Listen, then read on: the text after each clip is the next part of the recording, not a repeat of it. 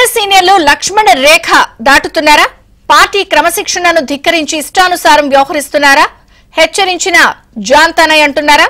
శశి థరూర్, చిదంబరం ఇద్దరి స్టేట్మెంట్స్ ఇప్పుడు కాంగ్రెస్ పార్టీని తీవ్ర ఇరకాటంలో పడేశాయా? ఆ ఇద్దరు నేతలు బీజేపీని ఎందుకు ప్రశంసిస్తున్నారు? శశి థరూర్ ఇప్పటికే బీజేపీ ట్రాప్ లో పడిపోయారా? కాంగ్రెస్ పెద్దల అసమర్థతతో చిదంబరం విసిగిపోయారా? ఈ క్రమంలో ఇండియా గ్రూప్ మనుగడకే ప్రమాదం ఏర్పడిందా? వాసిస్ ఏబిఎన్ స్పెషల్.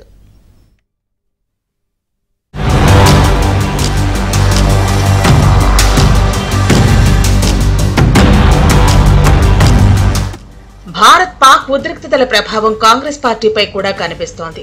సొంతింట్లో సమస్యలకు కారణమవుతోంది. పార్టీ లైన్ కు విరుద్ధంగా ఒకరిద్దరు నేతల ప్రవర్తన కాంగ్రెస్ ను ఇబ్బందుల్లోకి నెడుతోంది.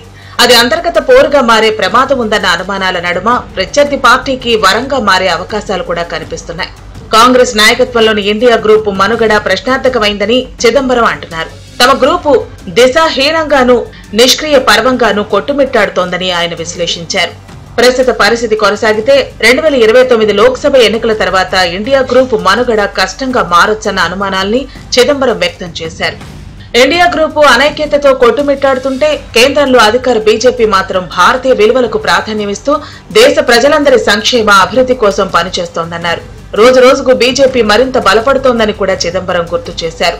దక్షిణాసియా ఉద్రిక్తతల నేపథ్యంలో పార్టీ దూకుడుగా లేదన్న ఆందోళన కూడా చిదంబరం స్టేట్మెంట్ లో కనిపిస్తోంది.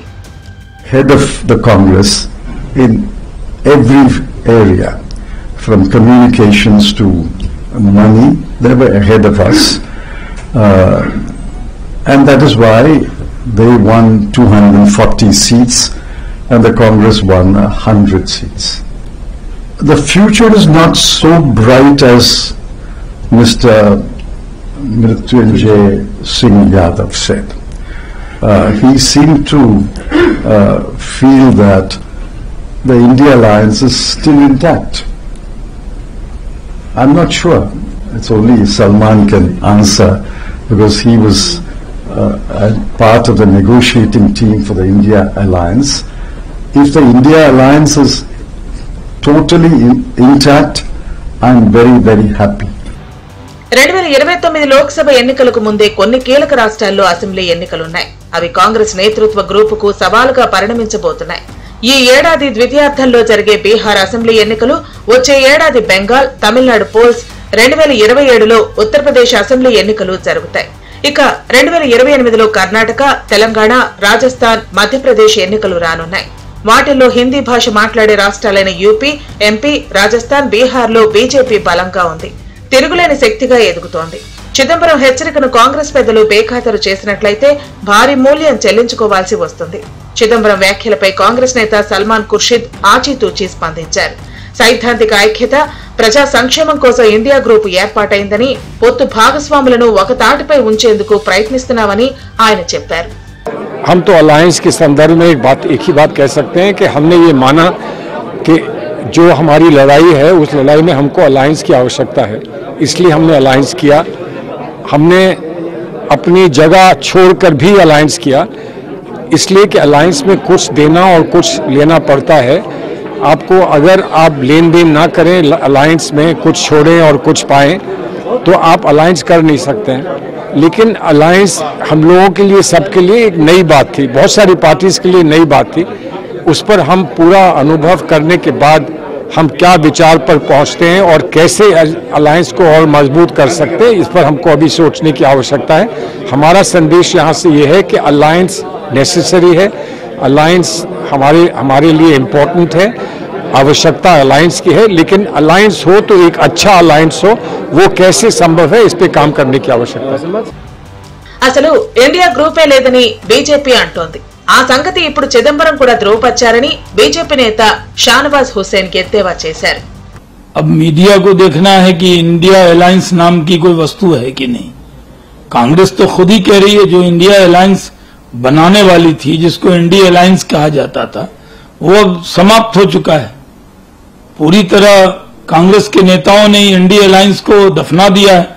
जब वो दिल्ली में आपस में लड़े तभी तय हो गया था, कई जगह वो आपस में लड़े.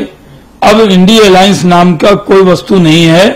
इसका अलायंस के बारे में जो जिक्र है अब सबको बंद कर देना चाहिए, क्योंकि खुद कांग्रेस के वरिष्ठ नेता पी चिदम्बरम ने ऐलान कर दिया है कि इंडिया अलायंस नाम की कोई चीज नहीं है। నిజానికి ఇండియా గ్రూప్ దిశాహీనంగా మారుతోంది. కాంగ్రెస్ పార్టీ కకా వికలమైపోయింది. గ్రాండ్ ఓల్డ్ పార్టీలు ఎవరు ఏం మాట్లాడుతున్నారో ఎవరికి అర్థం కావటం లేదు. తమ పార్టీ మనుగడపైనే నేతలు అనుమానాలు, సందేహాలు వ్యక్తం చేస్తున్నారు. ఇక చిదంబరం వ్యవహారం ఇవాల్టిది. ఆయన కంటే ముందే శశి థరూర్ కాంగ్రెస్ పార్టీలో రెబల్ స్టార్ గా మారారు.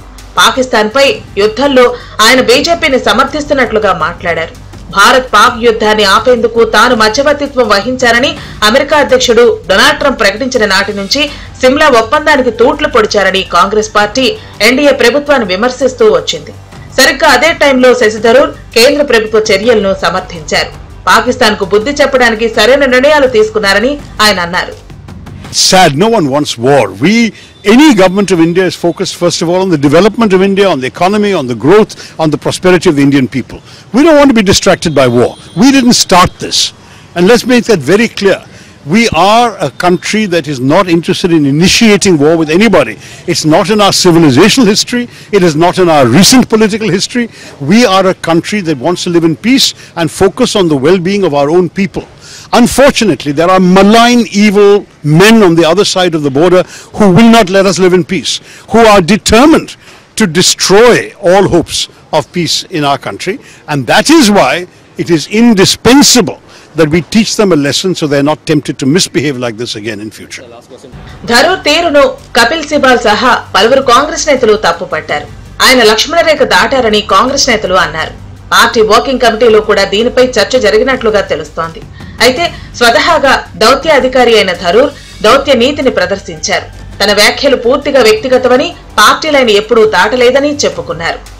All I can say is I don't honestly see the need for much of this controversy, but on one issue we are all Indians, and at this time, at the time of conflict, I spoke as an Indian and I never pretended to speak for anyone else. I'm not a spokesman of the party, I'm not a spokesman of the government. Whatever you agree or disagree with what I said, blame it on me individually and that's fine. NDA పట్ల థరూర్, ఆయన పట్ల BJP చాన్నాళ్లుగా సానుకూలంగా ఉన్నారు. విదేశీ వ్యవహారాల parliamentary panel కు Tharoor chairman గా విధులు నిర్వహిస్తున్నారు. పాకిస్తాన్ తీరును ఎండగడుతూ అఖిలపక్ష బృందాన్ని దేశాలకు పంపాలని మోదీ ప్రభుత్వం భావిస్తోంది. ఆ బృందానికి నాయకత్వం వహించే కీలక బాధ్యతను థరూర్ కు అప్పగించేందుకు మోదీ, అమిత్ షా రెడీ అవుతున్నారు. అందుకే థరూర్ సొంత పార్టీని దూరం పెట్టి బీజేపీకి కొమ్ము కాస్తున్నారన్న ఆరోపణలు వినిపిస్తున్నాయి. ఏదేమైనా కాంగ్రెస్ పార్టీలో కొందరు సీనియర్ల వైఖరితో ఇబ్బందికర పరిణామాలు సంభవిస్తున్నాయి.